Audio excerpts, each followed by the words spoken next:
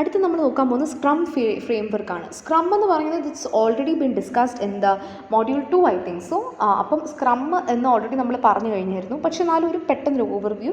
Scrum ഒരു agile software development ആണ്. നമുക്ക് അതിന് 4 രീതിക്കുള്ള ആക്ടിവിറ്റീസ് ആണ് വരുന്നത്: requirement analysis, design, evolution and delivery.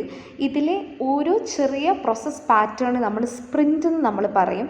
ഈ ഒരു വർക്ക് എൻറ്റയർ ആയിട്ട് ഒരു സ്പ്രിൻറ്റിൽ എൻറ്റയർ വർക്ക് നമ്മൾ ഹാൻഡിൽ ചെയ്യുന്നത് ഒരു സ്ക്രം ടീമാണ്. സോ സ്ക്രം എന്ന് പറയുന്നത് ബേസിക്കലി സോഫ്റ്റ്വെയർ സോഫ്റ്റ്വെയർ പാറ്റേൺസിനെ മനസ്സിലാക്കാനും അതിനെ ഒരു പ്രൊജക്റ്റിൽ എങ്ങനെ യൂസ് ചെയ്യണം എന്നുള്ള കാര്യങ്ങളൊക്കെ സ്ക്രമ്മിൽ പറയുന്നുണ്ട്. അതുപോലെ തന്നെ ഒരു പ്രോസസ്സിൻ്റെ പാറ്റേൺ മനസ്സിലാക്കണം എന്നുണ്ടെങ്കിൽ ബാക്ക്ലോഗ്സ് അറിയണം. ബാക്ക്ലോഗ്സ് എന്ന് പറയുന്നത് ഒരു പ്രൊജക്റ്റിൻ്റെ റിക്വയർമെൻറ്റ് അല്ലെങ്കിൽ അതിൻ്റെ ഫീച്ചേഴ്സിന് നമ്മൾ ബാക്ക്ലോഗ്സ് പറയും. And these have A very great business value. അടുത്തത് വരുന്നത് സ്പ്രിൻറ്റ്. സ്പ്രിൻറ്റ് എന്ന് പറയുന്നത് വർക്ക് യൂണിറ്റ്സ് ആണ്. നമ്മൾക്കൊരു റിക്വയർമെൻറ്റ് അച്ചീവ് ചെയ്യാനുള്ള ചെറിയ ചെറിയ വർക്ക് യൂണിറ്റ്സ് ആണ്. സ്ക്രം മീറ്റിംഗ്സ് എന്ന് പറയുന്നത് നമ്മളുടെ സ്ക്രം മാസ്റ്ററിൻ്റെ കൂട്ടത്തിൽ ടീംമേറ്റ്സ് ഇരുന്ന് ഓരോ ക്വസ്റ്റ്യൻസ് ചോദിച്ചത്, അതായത് എന്തൊക്കെയാണ് നിങ്ങൾ ചെയ്തത്, എന്തെങ്കിലും ഒബ്സ്റ്റിക്കിൾസ് ഫേസ് ചെയ്തിട്ടുണ്ടോ, what are the things that would be accomplished by the next meeting എന്നീ കാര്യങ്ങളൊക്കെ സ്ക്രം മീറ്റിംഗ്സിൽ നമ്മൾ ഡിസ്കസ് ചെയ്യും. ഡെമോ എന്ന് പറയുന്നത് with respect to the customer ആ ഒരു ഫംഗ്ഷനാലിറ്റീനെ അല്ലെങ്കിൽ ആ ഒരു സോഫ്റ്റ്വെയർ ഇൻക്രിമെൻറ്റിനെ ഡെലിവർ ചെയ്യുന്നത് എങ്ങനെയാണ്, ആ ഒരു ഫംഗ്ഷനാലിറ്റി ഇംപ്ലിമെൻറ്റ് ചെയ്യുന്നത് എങ്ങനെയാണ് ഡെമോൺസ്ട്രേറ്റ് ചെയ്യാൻ പറ്റുന്നത്, കസ്റ്റമറായിട്ട് ഇവാലുവേറ്റ് ചെയ്യാൻ പറ്റുന്നത്. ഇത്രയും കാര്യങ്ങളാണ് സ്ക്രമ്മിൻ്റെ ഒരു ഓവർവ്യൂ എന്ന് പറയുന്നത്. നെക്സ്റ്റ് നമ്മൾ നോക്കാൻ പോകുന്നത് ലീൻ മെത്തഡോളജീസ് ആണ്. അതിന് 7 പ്രിൻസിപ്പിൾസ് ഉണ്ട്. ഫസ്റ്റ് പ്രിൻസിപ്പിൾ എന്ന് പറയുന്നത് eliminate waste, which means that നമ്മളുടെ പ്രൊജക്റ്റിന് വാല്യൂ ആഡ് ചെയ്യാത്ത സംഭവത്തിന് എല്ലാം കൂടി എലിമിനേറ്റ് ചെയ്യാമെന്നാണ് നമ്മളിതിൽ പറയുന്നത്. അപ്പം ഇപ്പോൾ ഒരു പാർഷ്യൽ വർക്ക് ഡൺ അല്ലെങ്കിൽ ഒരു എക്സ്ട്രാ ഫീച്ചറോ അല്ലെങ്കിൽ ഒരു ഡിഫക്റ്റോ മാനേജ്മെൻറ്റ് ആക്ടിവിറ്റിയോ ഒക്കെ വേസ്റ്റാണ്. അപ്പം നമ്മളുടെ ഒരു ഇമ്പോർട്ടൻ്റ് ആയിട്ടുള്ള കാര്യം എന്ന് വെച്ചാൽ ഈ വേസ്റ്റിനെ ഐഡൻറ്റിഫൈ ചെയ്തിട്ട് അതിനെ ടാക്കിൾ ചെയ്യാനായിട്ട് നോക്കണം. രണ്ടാമത്തേത് ആംപ്ലിഫൈ ലേണിംഗ്. സോഫ്റ്റ്വെയർ ഡെവലപ്മെൻറ്റ് എന്ന് പറയുന്നത് ഒരു കണ്ടിന്യൂസ് ലേണിംഗ് പ്രോസസ്സാണ്. നമുക്കൊരിക്കലും എല്ലാം സോഫ്റ്റ്വെയർ ഡെവലപ്മെൻറ്റിൽ എല്ലാം അറിഞ്ഞിരിക്കത്തില്ല. അപ്പം ആ കാര്യങ്ങളൊക്കെ എങ്ങനെയാണ് എന്താണ് എന്നുള്ളത് മനസ്സിലാക്കി അതിനനുസരിച്ച് നമ്മളുടെ ഓരോ നോളജും ഇങ്ങനെ ബെറ്ററാക്കി വരുന്നതാണ് സോഫ്റ്റ്വെയർ ഡിസൈൻ അല്ലെ സോഫ്റ്റ്വെയർ ഡെവലപ്മെൻറ്റിൽ നമ്മൾ ഉദ്ദേശിക്കുന്ന ആംപ്ലിഫൈ ലേണിംഗ് എന്ന് പറയുന്നത്. അതായത് ഡിഫറെൻറ്റ് ഐഡിയാസും ഡിഫറെൻറ്റ് മെത്തഡോളജീസും നമ്മൾ മനസ്സിലാക്കണം. Decide as late as possible ആണ് മൂന്നാമത്തെ പ്രിൻസിപ്പിൾ. എന്ന് വെച്ച് കഴിഞ്ഞാൽ ഇപ്പം ഞാനൊരു കാര്യം ഇപ്പോൾ ആദ്യം എല്ലാം തീരുമാനിച്ചു വെച്ചെന്ന് വിചാരിക്കും. ചിലപ്പോൾ ചേഞ്ചിങ് സിറ്റുവേഷൻ അനുസരിച്ച് എസ്പെഷ്യലി സോഫ്റ്റ്വെയർ ഡെവലപ്മെൻറ്റ് സിനാരിയോ ആണെങ്കിൽ ഓരോ ചേഞ്ചിങ് സിറ്റുവേഷൻ അനുസരിച്ച് ഞാൻ എടുക്കുന്ന ഡിസിഷൻ ചിലപ്പോൾ തെറ്റിപ്പോയെന്നുണ്ടെങ്കിൽ എൻറ്റയർ പ്രോഡക്റ്റിനെ അത് എഫക്റ്റ് ചെയ്യാം. So if you can decide as late as possible.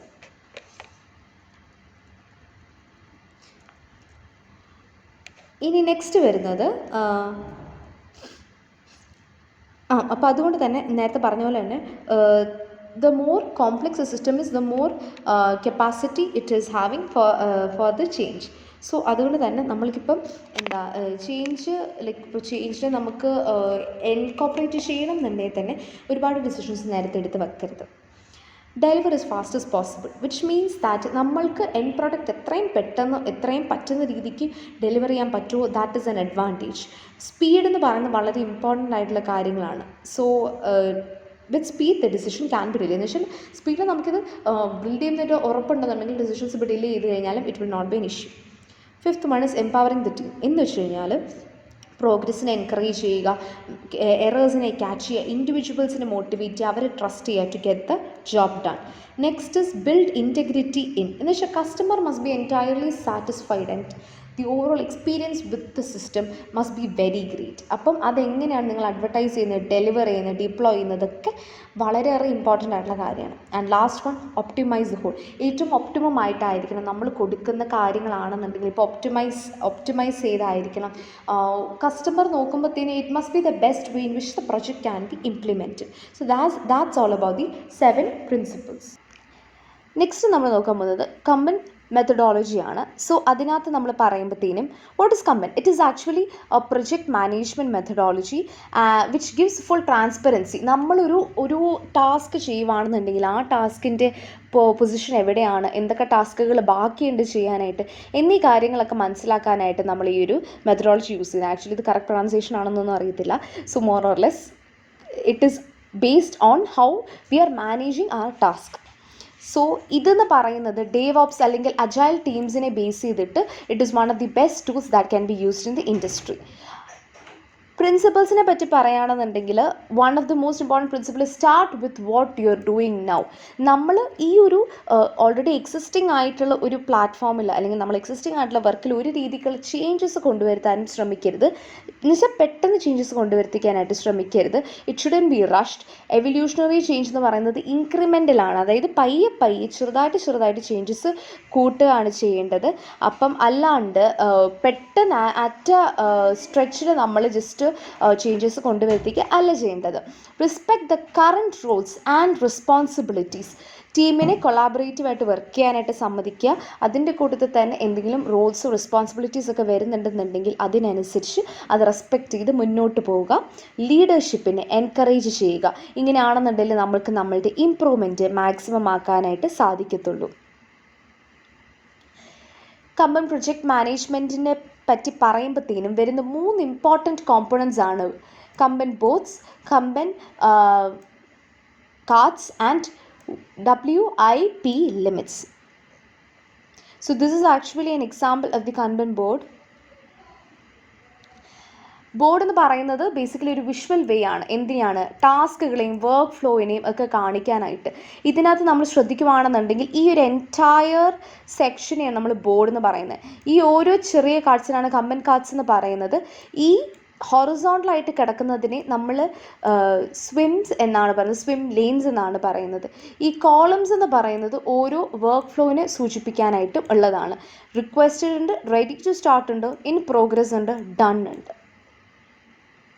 So basically ഈ ഒരു ടേം എന്ന് പറയുന്നത് it's A Japanese word for bill board. അത് ടൊയോട്ട എന്ന് പറയുന്ന കമ്പനിയാണ് ഇത് സ്റ്റാർട്ട് ചെയ്തത്. സോ ഇത് വളരെയേറെ എഫിഷ്യൻ്റ് ആണ്. അപ്പോൾ കുറേ ആൾക്കാർ ഇപ്പോഴും ഈ ഒരു മെത്തേഡാണ് യൂസ് ചെയ്യുന്നത്.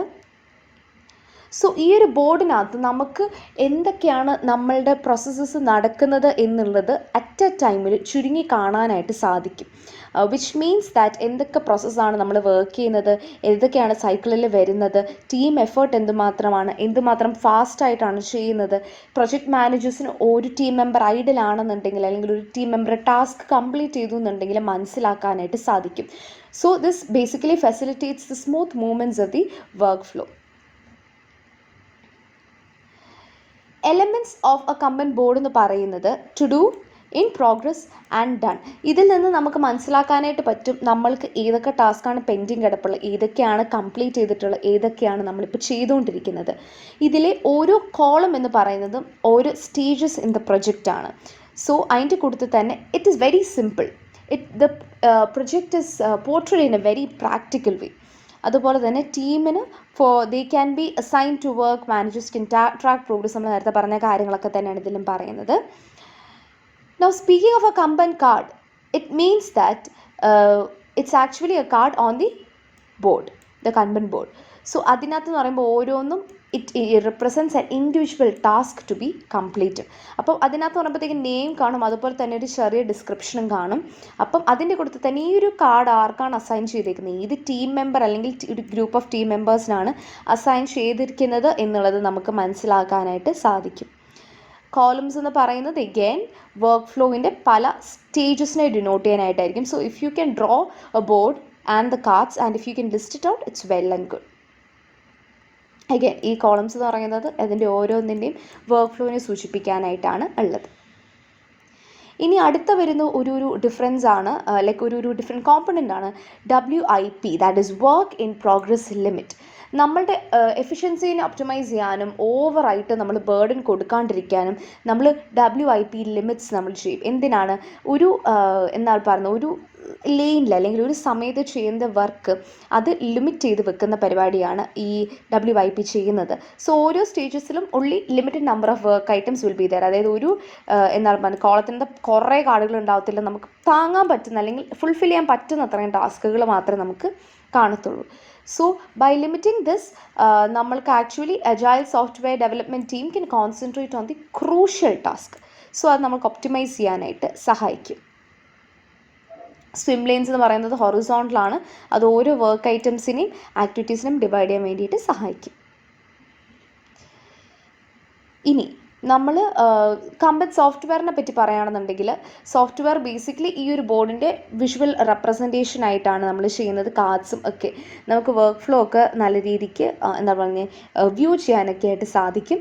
അതിൻ്റെ കൂട്ടത്തിൽ തന്നെ ബേസിക്കലി ഇതിൻ്റെ സ്ട്രക്ചർ സിമ്പിളാണ്. അത് it's just like sticking of sticky notes on like കോളംസിൽ. അപ്പോൾ അതുപോലെ തന്നെയാണ് വരുന്നത്. ഇതിൽ കട്ടിങ് വേസ്റ്റോ അല്ലെങ്കിൽ നമ്മളിപ്പോൾ ഈ ഫിസിക്കലായിട്ട് ചെയ്യുന്ന പരിപാടികളൊന്നും ലൈക്ക് അതിൽ വേസ്റ്റേജ് ആയിട്ട് പോകുന്നൊന്നുമില്ല. It is more of the automated part. ഇതെന്ന് പറയുമ്പോഴത്തേനും കണ്ടിന്യൂസ് ഇംപ്രൂവ്മെൻറ്റ് ഓഫ് ദ പ്രൊഡക്ഷനെ ഫെസിലിറ്റേറ്റ് ചെയ്യും.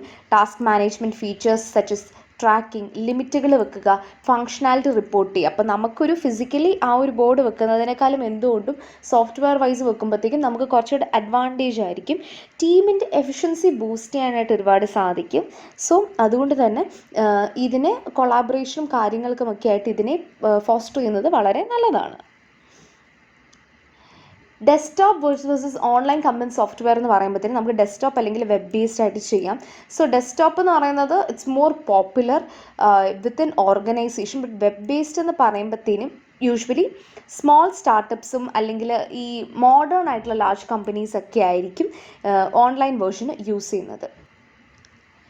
ഡെസ്ക്ടോപ്പ് കമ്പനി സോഫ്റ്റ്വെയർ എന്ന് പറയുമ്പോഴത്തേനും it is more secure, customisation possible ആണ്. അതിൻ്റെ കൂടുതൽ ഓഫ്ലൈൻ വർക്കിങ്ങിനെ ഹെൽപ്പ് ചെയ്യുന്ന ഒരു സംഭവമാണ്.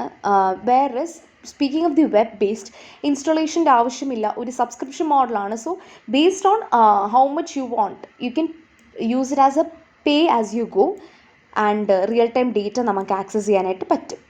ഇതിൻ്റെ ജനറൽ ബെനിഫിറ്റ്സിനെ പറ്റി പറയുകയാണെന്നുണ്ടെങ്കിൽ it keeps the task organised, work flow customise ചെയ്യും, അതിൻ്റെ കൂട്ടത്തിൽ തന്നെ ബോർഡ്സിനെ കൊളാബറേഷനായിട്ട് ഷെയർ ചെയ്യും, നമ്മുടെ ടാസ്കിന് റിയൽ ടൈമിൽ ട്രാക്ക് ചെയ്യാനായിട്ടും സാധിക്കും. So that's all about.